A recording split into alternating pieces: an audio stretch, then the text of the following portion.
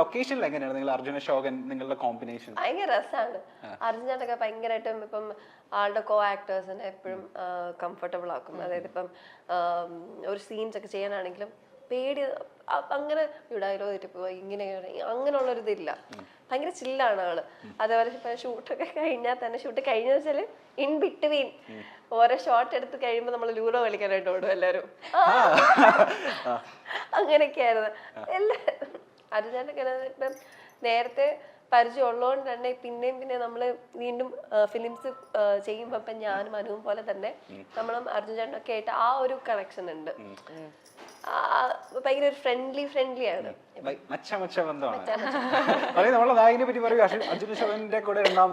അതെ, ഇപ്പൊ ഇതേപോലെ നമ്മളെ ഭയങ്കര കംഫർട്ട് ആക്കി വെക്കുന്ന ഒരാളാണ്, ഒരു ആർട്ടിസ്റ്റാണ്, അല്ലെങ്കിൽ ഒരു വ്യക്തിയാണ് അർജുൻ ചേട്ടൻ. ഭയങ്കര ചില്ല് മനുഷ്യൻ എന്ന് പറയാം. ആദ്യം തൊട്ട് ശരണ്യയുടെ സമയത്തായാലും ഇപ്പോഴായാലും ആള് എന്താ പറയാ ഭയങ്കര കംഫർട്ടാണ് കൂടെ വർക്ക് ചെയ്യാൻ വേണ്ടിട്ട്. ഞാനിപ്പോ ഒരു സാധനം ആലോചിച്ചതാ. എന്നുവെച്ചാല് അന്ന് ഞാൻ ചോദിച്ചിട്ടുണ്ടേ അത്ര ചില്ലായിട്ട് നിക്കുന്ന കാരണം ഞാൻ ചോദിച്ചു ഡയലോഗ്സിനൊക്കെ വരുമ്പത്തേന് അച്ഛൻ്റെ പേടിയില്ലേ, ഒന്ന് പോയിടെ ഒന്ന് പേടിച്ചിട്ട് നിക്കാൻ ഡയലോഗ്സ് പറയാൻ വേണ്ടിട്ട് കൊറേ ഉണ്ടല്ലോ. എന്നിട്ട് അതൊക്കെ ഇപ്പൊ ഒരാളിങ്ങനെ ഞാൻ ഇപ്പൊ പാട്ട് പാടിക്കൊണ്ടിരിക്കുക. ഇപ്പൊ ഞാൻ ഇത്ര ചില്ലാണോ ഡയലോഗ്സ്, ഞാൻ ഡയലോഗ് പഠിച്ചോണ്ടിരിക്കുന്നു. അങ്ങനെ ആള് നമ്മളെ പോലെ തന്നെയാണ്. എന്താ പറയാ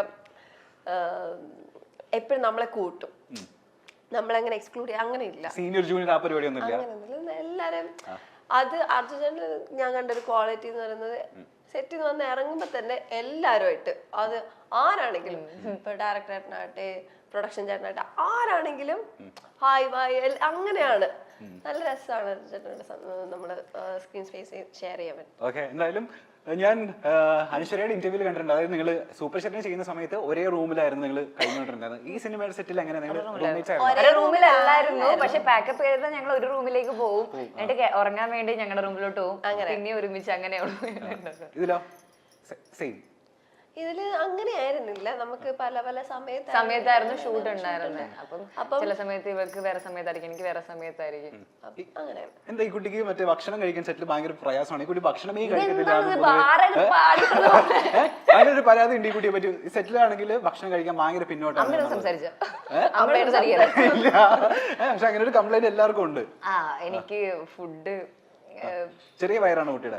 പെട്ടെന്ന് ഫുഡ് ഞാനല്ല, അപ്പൊ എനിക്കത് ഫുഡ് കഴിക്കാൻ കുറച്ച് ബുദ്ധിമുട്ടുള്ള കാര്യം. ഓക്കെ, രണ്ടുപേരും നല്ല ഫ്രണ്ട്സ് അല്ലേ? നല്ല ഇണവിരിയ കുരുവികളല്ലേ? ഒന്നുമില്ല. എന്തായാലും നിങ്ങള് ട്രൂ ഫ്രണ്ട്സ് നെവർ ലൈ എന്ന് പറയുന്ന ഒരു റൗണ്ടിലേക്കാണ് പോകുന്നത്. നിങ്ങൾ എത്രമാത്രം നല്ല ട്രൂ ഫ്രണ്ട്സ് ആണ്, നിങ്ങൾ എത്രമാത്രം പരസ്പരം അങ്ങോട്ടും ഇങ്ങോട്ടും അറിയാന്നൊക്കെ ഉള്ളത് നമ്മൾ ചെക്ക് ചെയ്യാൻ പോണ ഈ സമയത്ത്. ഓക്കെ, പോവല്ലേ? ഇഷ്ടപ്പെട്ട കളർ ഏതാ, ഇഷ്ടപ്പെട്ട മൃഗം? നിങ്ങൾക്ക് തോന്നുന്നുണ്ടോ ഞാനങ്ങനെ ചോദിക്കുന്നത്? ഇല്ലെന്ന് തന്നെ പറയണം.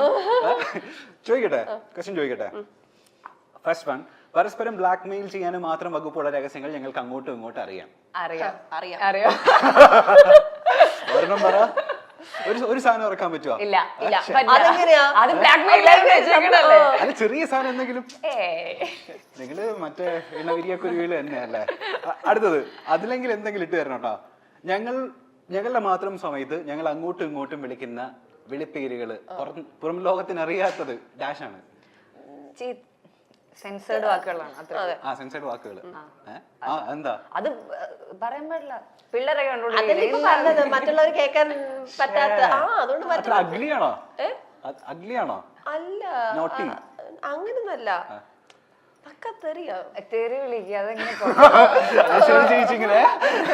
അത് പക്കത്തെറി എന്ന് പറഞ്ഞാല് നമ്മളിപ്പോ ഒരു ഇന്റർവ്യൂവിന് പറയേണ്ട ഒരു കാര്യവാക്കല്ല. ആദ്യത്തെ അക്ഷരം പറയാൻ പറ്റുമോ? ഇല്ല, പറ്റില്ല. അപ്പൊ മറ്റേ കുട്ടൂസെ മൂനൂസെ ആ സാധനം അല്ല, നിങ്ങൾ മറ്റേ ന്യൂ ജനറേഷൻ ആണ്. ന്യൂ ജനറേഷൻകാരൊക്കെ എങ്ങനെ? ന്യൂ ജനറേഷൻ അങ്ങനെയാണല്ലോ.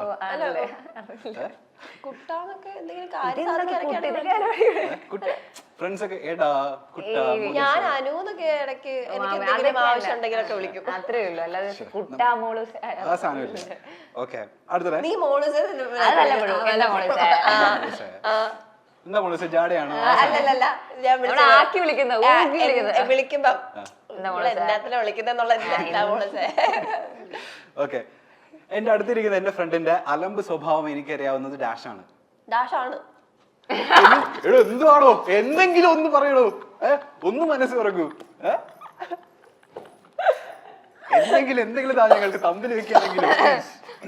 എനിക്ക് മാത്രം അറിയാവുന്നല്ല, അപ്പൊ ഞാൻ തന്നെ വെച്ചാ പോരെ. അല്ല പൊതുജനത്തിന് കുറച്ചൊക്കെ അറിയാവുന്ന ഒരു അലമ്പ് സ്വഭാവം നമുക്ക് ഇന്റർവ്യൂല് പറയാൻ അതാണ് അലമ്പ് സ്വഭാവമാണ്. അത് അലമ്പാണ്. ഏത് അലമ്പ് സ്വഭാവമാണ്? ഏതെങ്കിലും ഒരു സാധനം പെർട്ടിക്കുലർലി പറയാണെങ്കിൽ ഇടിയും പിടിയും ഒക്കെ ഉണ്ടാവും. കടിയുണ്ടോ? ആ ഉണ്ട്. പിന്നെ സൂപ്പർ. ഓക്കെ, കടിയുള്ള പാടുകൾ എന്തെങ്കിലും നമ്മളുടെ അതൊക്കെ അമ്മ നീ ഒരു പ്രാവശ്യം എന്നെ എന്തോ ചെയ്തിട്ട് രക്തമൊക്കെ വന്നിട്ടില്ലായിരുന്നു ചെറുതായിട്ട്? മറ്റേ അങ്ങനെ അക്രമകാരിയാണോ? അപ്പൊ ഞങ്ങള് ഒരു പ്രാവശ്യം ഓർക്കുന്നു നമ്മൾ അടി ഉണ്ടാക്കിയത്. അടി വെച്ചാല്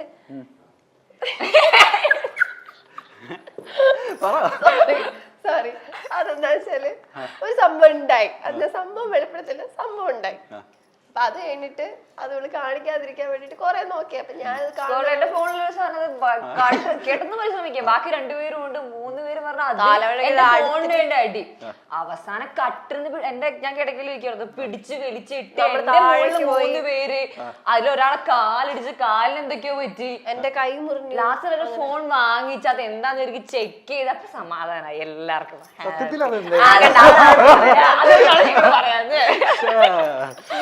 ഓക്കെ, എന്റെ ഫ്രണ്ടിന്റെ ഇൻസ്റ്റാ ഫോളോവേഴ്സിനെ പറ്റി എനിക്ക് നല്ല ബോധ്യമുണ്ട്. അങ്ങനെയാണെന്നുണ്ടെങ്കിൽ ഇദ്ദേഹത്തിന്റെ ഇൻസ്റ്റാ ഫോളോവേഴ്സിന്റെ എണ്ണം പറയാൻ പറ്റുമോ, എത്ര ഉണ്ടെന്ന്? 1 മില്യൺ എന്തായാലും ഉണ്ട്. 1 മില്യൺ ആണോ? എനിക്ക് സ്റ്റോറി ഇട്ടോറുണ്ട് 1 മില്യൺ ആയി എന്നുള്ളത്. തിരിച്ച് ഇദ്ദേഹത്തിന്റെ 7 lakhs സംതിങ്. 7 lakhs 7,85,90 എത്രയാണ്? 7 സംതിങ് 7 lakhs എത്രയോ സംതിങ്.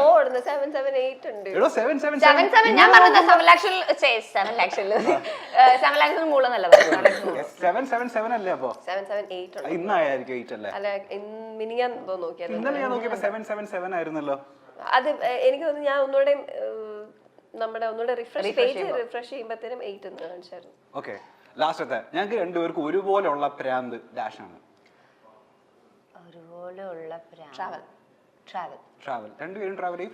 ഞാൻ നോക്കുന്ന സമയത്ത് നിങ്ങൾ കാറിലൊക്കെ പോകുന്ന സമയത്ത് നിങ്ങൾ ഫുൾ വീഡിയോ എടുത്ത് ഇൻസ്റ്റാഗ്രാമിൽ പോസ്റ്റ് ചെയ്യുന്ന കലാപരിപാടി എപ്പോഴും ഉള്ളതല്ലേ?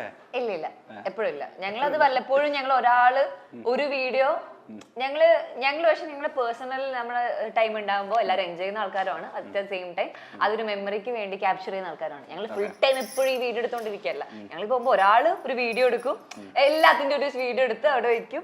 അത് ഞങ്ങള് ആരെങ്കിലും ഒരാൾ അവർക്ക് ഒരു എക്സൈറ്റ്മെന്റ് കയറി വരുമ്പോൾ അവർ എഡിറ്റ് ചെയ്ത് ഞങ്ങൾ അത് പോസ്റ്റ് ചെയ്യും. ഞങ്ങൾ എപ്പോഴും വീഡിയോ എടുത്തോണ്ടിരിക്കുന്ന ആൾക്കാരല്ല. ഓക്കെ, ഇനി എല്ലാവരും എക്സൈറ്റ്മെന്റോട് കൂടി ചോദിക്കുന്ന ഒരു കാര്യമുണ്ട്. അതായത് അനശ്വരനെ കണ്ടു കഴിഞ്ഞാൽ ബാംഗ്ലൂർ ഡേയ്സിന്റെ ഹിന്ദിയുടെ റീമേക്ക് അത് എന്താ അതിന്റെ അപ്ഡേറ്റ് എന്നുള്ളത്? ഷൂട്ട് നടന്നുകൊണ്ടിരിക്കുക. അത് ഏത് ക്യാരക്ടർ നമ്മൾ ചെയ്യുന്നത്?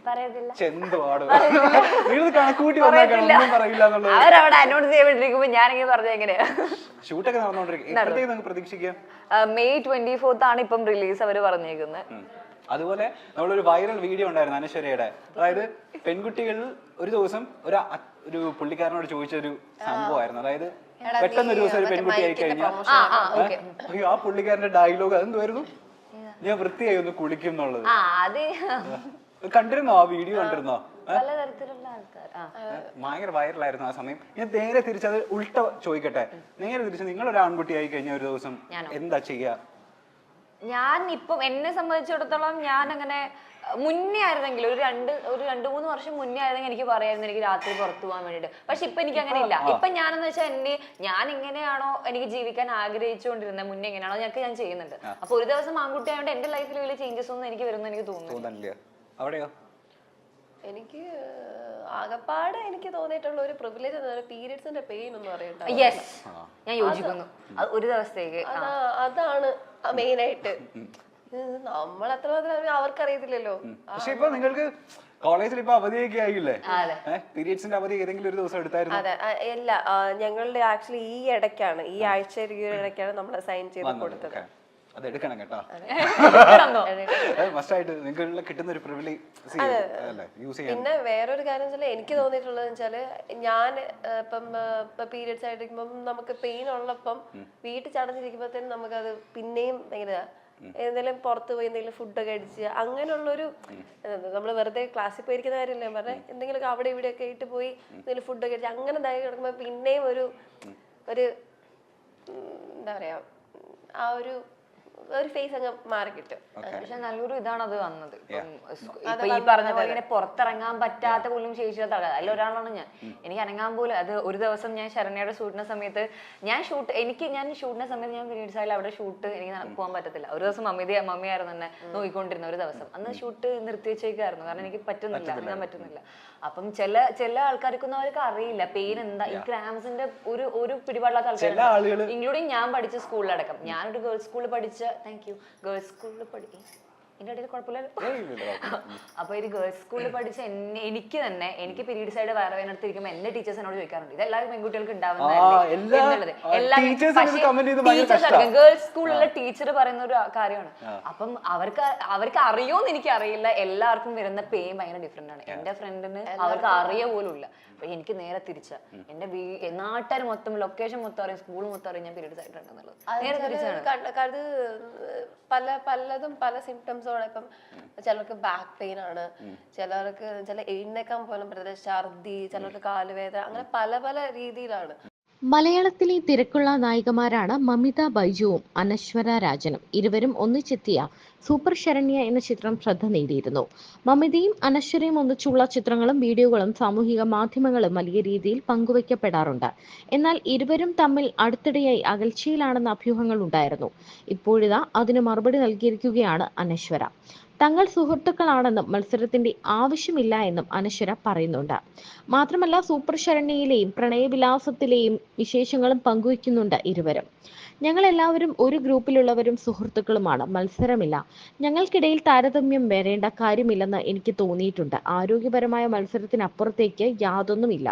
അങ്ങനെയൊരു ചിന്ത ഞങ്ങളുടെ ഗ്രൂപ്പിൽ ആർക്കിടയിലും ഇല്ല. മാത്യു, നസ്ലിൻ എന്നിവരുടെ കാര്യമെടുത്താൽ അവരും വളരെ നല്ല സുഹൃത്തുക്കളാണ്. ആരാണ് മികച്ചത് എന്ന മത്സരത്തിനല്ല നമ്മൾ ഇവിടെ ഇരിക്കുന്നത്. നമ്മൾ കിട്ടുന്ന കഥാപാത്രങ്ങൾ മികച്ചതാക്കാനാണ് ശ്രമിക്കുന്നതെന്നാണ് അനശ്വര പറയുന്നത്. മമിതയും അനശ്വരയും തമ്മിൽ ഉള്ള മനോഹരമായ സൗഹൃദ നിമിഷങ്ങളെക്കുറിച്ചും ഇരുവരും പറയുന്നുണ്ട്. ഇരുവരും ഒന്നിച്ചെത്തിയ സൂപ്പർ ശരണ്യയിലെ വിശേഷങ്ങളും പറയുന്നുണ്ട്. തന്റെ ഫോണിന് വേണ്ടി എല്ലാവരും അടികൂടിയ ഒരു സംഭവത്തെക്കുറിച്ചും ശരണ്യ പറയുന്നുണ്ട്. അങ്ങോട്ടും ഇങ്ങോട്ടും പല രഹസ്യങ്ങളും അറിയാം. പലപ്പോഴും ചീത്ത വാക്കുകളാണ് അങ്ങോട്ടും ഇങ്ങോട്ടും വിളിക്കുന്നത്. സൗഹൃദത്തിന്റെ പേരിലാണ് അത് എന്നും ഇരുവരും പറയുന്നു. എന്നാൽ തങ്ങളുടെ സൗഹൃദത്തിന് പുറമേ ഉള്ളവർക്കിടയിൽ ഒരു ലിമിറ്റും ഇവർ വെച്ചിട്ടുണ്ട്. പുറമെ അങ്ങനെ എല്ലാ കാര്യങ്ങളും വെട്ടിത്തുറന്ന് പറയുന്നതുമില്ല ഇരുവരും.